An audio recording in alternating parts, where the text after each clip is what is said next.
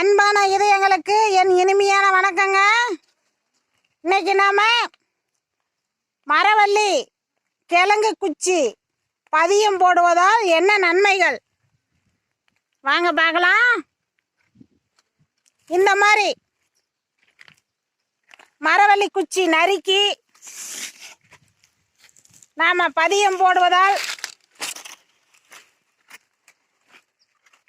இது 10 நாட்கள் இருக்கணுங்க. 10 நாட்கள் அல்லது 13 நாட்கள் இருக்கலாம்.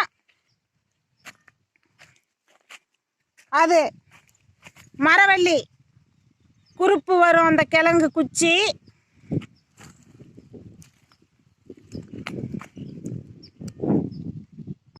இந்த மாதிரி நாம் பதியம் போடுவதால் தண்ணீர்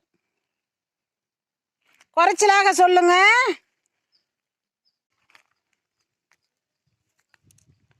இப்ப தலைச்சல் வந்த குச்சியை நம்ம பார்க்கலாங்க. பாருங்க, இந்த மாதிரி தலைச்சல் இருக்கணுங்க. இது 15 நாட்கள் ஆகிவிட்டது. 13 நாட்களே போதுமானதுங்க. இந்த மாதிரி வேர்கள் வரக்கூடாதுங்க, மகசூலை பாதிக்கும்.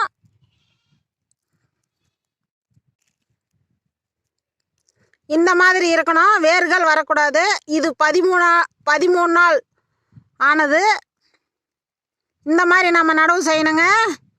மகசூல் நல்லா வரும். இந்த மாதிரி தலைகீழாக இருக்கும் நடவு தெரியாமல் செஞ்சுருப்போம். இதை நாம் நீக்கிடணுங்க.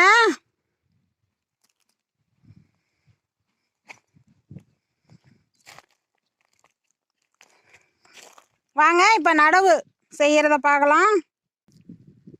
இது சொட்டு நீர் பாசனம்.